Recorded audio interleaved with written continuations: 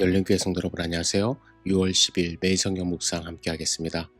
오늘 묵상할 말씀은 역대상 12장 1절에서 18절까지의 말씀입니다. 함께 읽겠습니다. 다윗이 기스의 아들 사울로 말미암아 시글락에 숨어 있을 때에 그에게 와서 싸움을 도운 용사 중에 든 자가 있었으니 그들은 활을 가지며 좌우 손을 돌려 물매도 던지며 화살도 쏘는 자요 베냐민 지파 사울의 동족인데 그 이름은 이러하니라.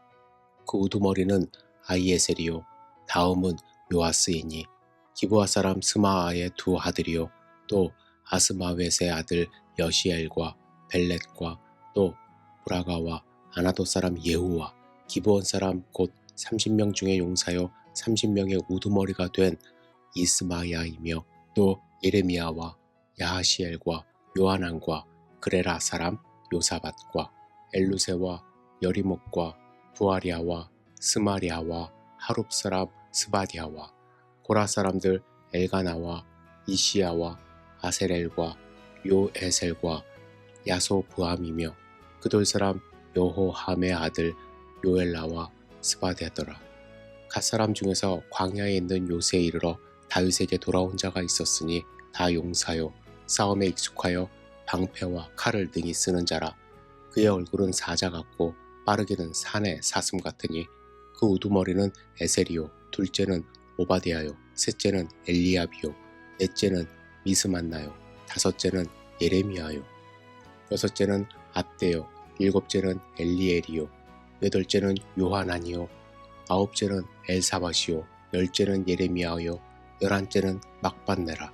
이 갓 자손이 군대의 지휘관이 되어 그 작은 자는 백부장이요 그 큰 자는 천부장이더니 정월에 요단 강물이 모든 언덕에 넘칠 때에 이 무리가 강물을 건너서 골짜기에 있는 모든 자에게 동서로 도망하게 하였더라.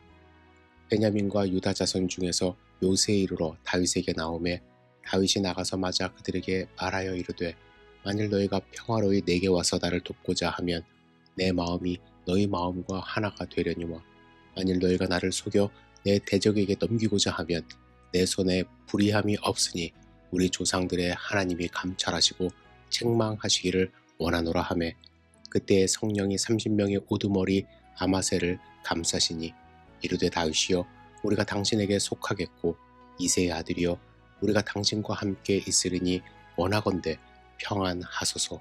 당신도 평안하고 당신을 돕는 자에게도 평안이 있을지니 이는 당신의 하나님이 당신을 도우미시니이다 한지라. 다윗이 그들을 받아들여 군대 지휘관을 삼았더라. 아멘. 오늘 본문 1절에 보시면 다윗이 시글락에 있을 때 다윗을 도와준 용사들을 소개하기 시작합니다. 사울에게 쫓겨다니던 시절 이스라엘 땅에서는 더 이상 숨을 곳이 없어 하는 수 없이 다윗은 이방인들의 땅인 블레셋으로 건너갈 때도 있었습니다. 거기서 다윗은 블레셋 왕 아기스의 신임을 얻어 시글락에 정착하게 됩니다. 이런 상황에서 역대기 저자는 다윗을 도와 용사가 된 사람들이 다름 아닌 베냐민 지파 사람들이었음을 밝히고 있습니다. 2절을 다시 한번 읽겠습니다. 그들은 활을 가지며 좌우 손을 놀려 물매도 던지며 화살도 쏘는 자여 베냐민 지파 사울의 동족인데 그 이름은 이러하니라 말씀합니다. 본문에 언급된 대로 베냐민 지파는 이스라엘의 초대왕 사울을 배출한 지파입니다. 그래서 사울에 대한 베냐민 지파의 충성심은 남달랐습니다.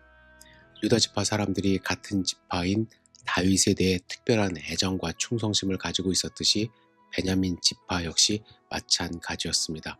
사울이 죽은 이후에 사울의 아들 이스보셋을 지지하며 그를 왕으로 옹립한 중심 세력도 베냐민 지파였습니다. 그런데 오늘 본문에는 다윗이 왕이 되기도 전에 그것도 사울을 피해 이방인의 땅에 숨어 있을 때 베냐민 지파의 사람들이 다윗을 도우기 위해 자발적으로 모여들었다고 말씀하고 있습니다. 다윗이 광야의 요새로 몰려든 사람들이 자신을 속여 사울에게 넘겨주기 위해 온 것인지 불안해할 때 아마세의 대답은 18절에 이렇게 합니다. 그때의 성령이 30명의 우두머리 아마세를 감싸시니 이르되 다윗이여 우리가 당신에게 속하겠고 이새의 아들이여 우리가 당신과 함께 있으리니 원하건대 평안하소서. 당신도 평안하고 당신을 돕는 자에게도 평안이 있을지니 이는 당신의 하나님이 당신을 도우심이니이다 한지라. 다윗이 그들을 받아들여 군대 지휘관을 삼았더라 말씀합니다. 여러분, 광야에는 문명이 없습니다. 따라서 어떤 편리함도 없습니다. 그럼에도 그 광야까지 뜻있는 사람들이 몰려들었습니다. 왜요? 다윗이 있었기 때문에. 아니, 다윗만 있었던 것이 아니라 다윗과 함께 하셔서 다윗을 도우시는 하나님이 거기 계셨기 때문입니다. 여기서 도우신다로 번역되는 단어는 히브리어 동사 아자르입니다. 흔히 돕는 배필이라고 할 때 사용되는 히브리어 에제르는 이 아자르라는 단어의 명사형입니다. 다윗의 사람들은 다윗 옆에 누가 계신지 알았습니다. 사울의 칼날을 피해 다니는 광야였지만 그곳이 하나님께서 함께 계시고 도우시는 곳이었기 때문에 사람들은 지금 다윗이 있는 광야로 모여든 것입니다. 죽음의 칼날이 겨누어진 곳이었음에도 불구하고 그 어떤 장소보다 그곳이 안전한 피난처가 되었던 것입니다. 이렇게 다윗을 돕기 위해 모여든 사람들은 출신이나 지파가 문제되지 않았습니다. 그뿐만 아니라 모여든 사람들의 학식이나 가문, 배경 등 그 어떤 것도 문제되지 않았습니다. 다윗을 중심으로 시작된 공동체는 바로 그러한 곳이었습니다. 진정한 요새요, 피난처가 되시는 하나님을 바라보고 기꺼이 다윗을 도우려 온 사람들, 그들이 새로운 왕국 이스라엘의 주역이 되어 간 것입니다. 역대기는 바벨론 포로에서 돌아온 이스라엘 백성들을 위해 기록한 책입니다. 당시 세계사에서 이스라엘은 더 이상 세상의 중심이 아니었습니다. 포로 후의 이스라엘 공동체는 왕이 통치하는 독립국가로 회복되지 못한 상태였고 여전히 페르시아 제국을 섬겨야 하는 속국에 불과했습니다. 당시 이스라엘 백성들은 당연히 역사를 이끄시는 하나님에 대해 많은 질문을 가지고 있었습니다. 이스라엘은 여전히 하나님께서 택하신 백성인가? 대제국의 막강한 영향력 아래에서 우리의 진정한 왕은 누구인가? 하나님이 다윗과 맺으신 언약은 여전히 유효한가? 이러한 시대에 이스라엘을 향한 하나님의 뜻은 어디에 있는가? 라는 질문들 속에서 그들은 춥고 어두운 시대를 살아야 했던 것입니다. 무엇보다도 왕이 없는 이들에게 가장 큰 두려움은 안전에 대한 두려움이었을 것입니다. 그들을 지켜줄 강한 군대를 지닌 왕이 없이 강대국의 눈치만 보며 살아야 한다는 사실은 피할 수 없는 현실이었습니다. 그들에게 줄 수 있는 가장 큰 위로는 무엇일까요? 군대가 아니라 함께 하시는 하나님에 대한 믿음이었습니다. 대제국의 위협 아래 그 어디에도 피할 곳은 없지만 우리가 믿는 하나님은 여전히 참된 요새요 피난처가 되신다는 사실을 그들은 다윗의 광야 생활을 통해서 기억할 수 있었던 것입니다. 다윗의 처지와 자신들의 처지가 오버랩되면서 그들은 여전히 자신들과 함께 하시는 도우시는 하나님을 바라볼 수 있었고 그 하나님 안에서 새로운 이스라엘을 시작할 수 있는 용기를 얻게 된 것입니다. 여러분, 하나님은 지금도 우리를 도우시는 배필과 같은 분이십니다.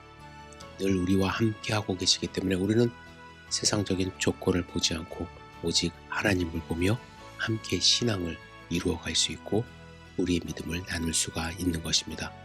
여러분, 오늘 이 세상 속에서 살아가지만 여전히 하나님이 우리와 함께 하심을 믿고 의지함으로써 승리하는, 그래서 하나님의 자녀됨을 드러내는 소중한 하루 되시기를 주님의 이름으로 축복합니다.